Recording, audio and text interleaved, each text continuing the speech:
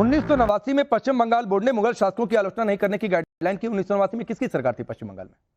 Good question, you are a good question. नहीं, ठीक है, हमारी सरकार थी, फिर बिल्कुल ऐसी गाइडलाइन बिल्कुल थी। किसके लिए थी ऐसी? नहीं, इतिहास सारा पढ़ा। दिक्कत थी मुगल शासकों की क्रूरता दिखाने में। जो टेक्स्ट बुक था उसके अंदर तो मॉडिफिकेशन नहीं किए गए। नहीं, मैं ये जानना चाहता हूं देश को, ये चर्चा देखिए, मैं नहीं इस पर बहुत ज्यादा डिबेट को रखना चाहता हूं कि अकबर महान था, अकबर हमारी पहली जनरेशन ने पढ़ा कि अकबर महान, हमारे बच्चे पढ़ेंगे अकबर शैतान। मैं ये डिबेट इस देश में बहुत हो गई है जी। मैं नेक्स्ट लेवल की डिबेट करना चाहता हूं, और नेक्स्ट लेवल की ये किसकी साजिश थी? अच्छा बताइए, कैसे आक्रांता था?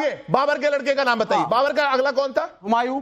उसके अगला कौन था? अकबर। उसके अगला कौन था? जहांगीर। शिवाजी के बताइए। अरे मैं क्या बताऊं मैं? हमको नहीं पता, हमको कुछ नहीं पता।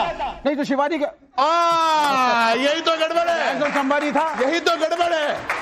इतिहास के अंदर बाबर, अकबर, हुमायूं, शाहजहां, औरंगजेब सब याद रहेंगे, पर शिवाजी का अगला कौन था ये याद नहीं रहेगा। नमस्कार दोस्तों, आपका स्वागत है हमारे YouTube चैनल पर, जहां हम लाते हैं आपके लिए सबसे ताज़ा, मज़ेदार और दमदार बहस। आज की डिबेट NCERT के सिलेबस में हुए बदलाव को लेकर चली थी, जिसमें विवेक श्रीवास्तव ने अकबर को महान शासक बताया, लेकिन जब उससे शिवाजी के पीढ़ियों के बारे में पूछा गया तो उनकी बोलती बंद हो गई। तो वीडियो आज बड़ा ही मज़ेदार होने वाला है, तो वीडियो के अंत तक बने रहिए और वीडियो को लाइक कीजिए, सब्सक्राइब कीजिए, शेयर कीजिए और कमेंट कीजिए। तो मिलते हैं वीडियो के अंत में। पिक्चर चालू करो बे।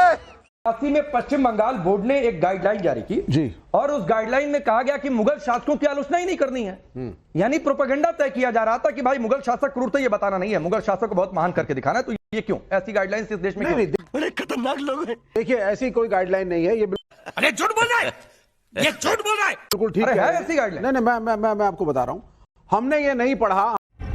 मगर क्यों? हमने देखिए, एक न्यूट्रल एनालिसिस हमेशा राजाओं का होना चाहिए, और ये बिल्कुल सही बात कह रहे हैं कि उसमें पॉलिटिशियंस की दखलंदाजी होनी नहीं चाहिए, नंबर 1। इससे तो मैं भी एग्री करता हूं, क्योंकि उससे आपका इतिहास बायस्ड हो जाएगा। एक हिंदूवादी संगठन की सरकार होगी, वो बोलेगा साहब सारे मुस्लिम राजा आक्रांता थे और ये साहब ये दूध के धुले थे, वाइसे वर्षा करेंगे, तो ये होना नहीं चाहिए। आप कहाँ के ज्ञानी बाबा? दूसरी बात, हमने जो पढ़ा, अब जैसे औरंगजेब के बारे में हमने NCERT में पढ़ा, और तब मोदी साहब की सरकार नहीं थी, तो सीधी बात थी, what are the causes of the failure of the Mughal empire. क्या क्या गलतियां औरंगजेब ने करी, 50 साल वो अपने कैपिटल से दूर रहा, सारा उसका खजाना खत्म हो गया, शिया राजाओं से लड़ता रहा बीजापुर गोलकोंडा में, and so on and so fourth. तो ऐसा नहीं है कि जो पुराना इतिहास था उसमें हर एक को महान ही बताया गया है, लेकिन हाँ, अकबर को एक कंटेक्स्ट में अकबर द ग्रेट बोला गया, क्योंकि उसके अंदर कुछ कहना क्या चाह रहे हैं भाई आप? ग्रेट वाले पर आऊंगा, उस पर बहुत चर्चा हो गई। ये मेरा सवाल है, मैं फिर आपको अपने सवाल पर लाता हूं।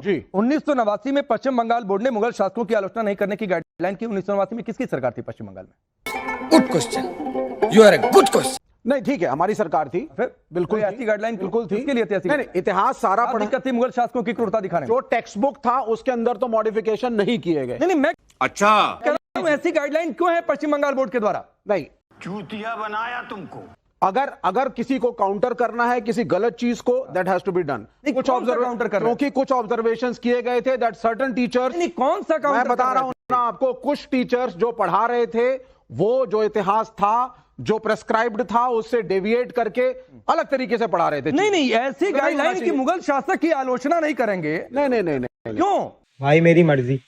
मैं ये जानना चाहता हूं देश को, ये चर्चा देखिए, मैं नहीं इस पर बहुत ज्यादा डिबेट को रखना चाहता हूं कि अकबर महान था, अकबर हमारी पहली जनरेशन ने पढ़ा कि अकबर महान, हमारे बच्चे पढ़ेंगे अकबर शैतान।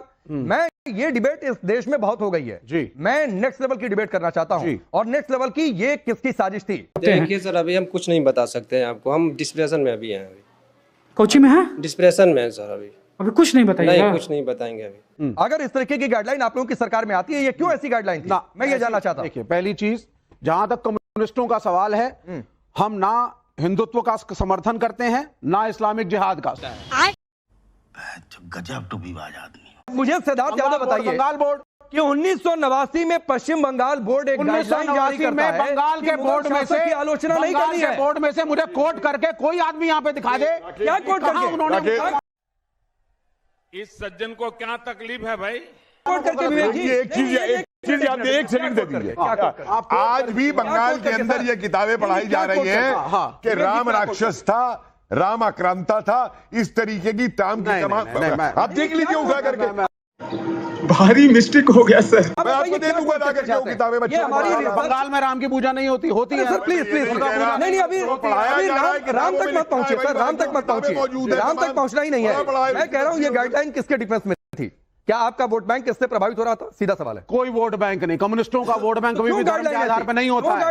गाइडलाइन ये थी कि miss interpretation of the history. Miss interpretation. Yes, Siddharth Yadav किसके लिए गाइडलाइन थी?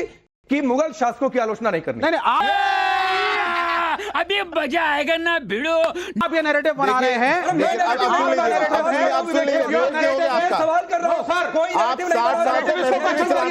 बनाया था, आपके बोर्ड ने बनाया था, बिल्कुल सही बनाया था। नहीं वो बिल्कुल ठीक नहीं चलाया था। बिल्कुल सही बनाया था। आप गाइडलाइन पढ़िए, आप गाइडलाइन पढ़ के सुनाइए मुझे। गाइडलाइन पढ़ के सुनाइए जरा। गाइडलाइन पढ़ के सुनाइए, गाइडलाइन पढ़ के सुनाओ, पूरी डिटेल पढ़िए ना उसको। ये गाइडलाइन एक लाइन पढ़ करके सिलेक्टिव आप हो गए।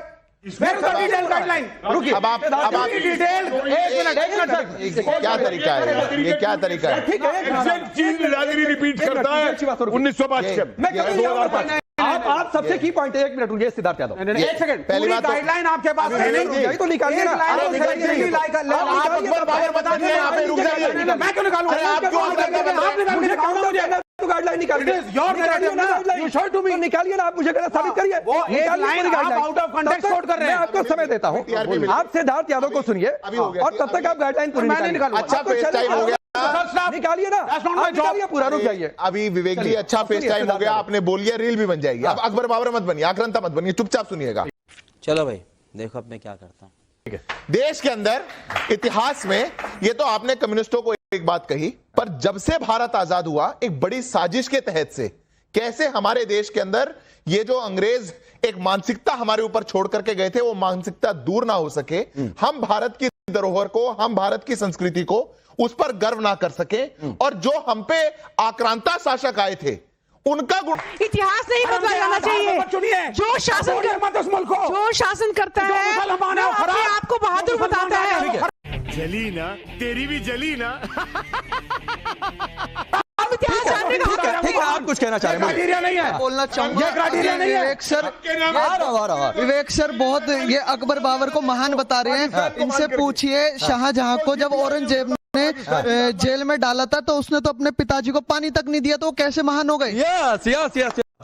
ये बातें बताई नहीं जाती, नजर लग जाती है। आशा करता हूँ कि ये वीडियो आपको पसंद आई होगी। अगर आपको ये वीडियो पसंद आई तो वीडियो को लाइक कीजिए, सब्सक्राइब कीजिए, शेयर कीजिए और कमेंट करना ना भूलिए। तो मिलते हैं अगली वीडियो पे।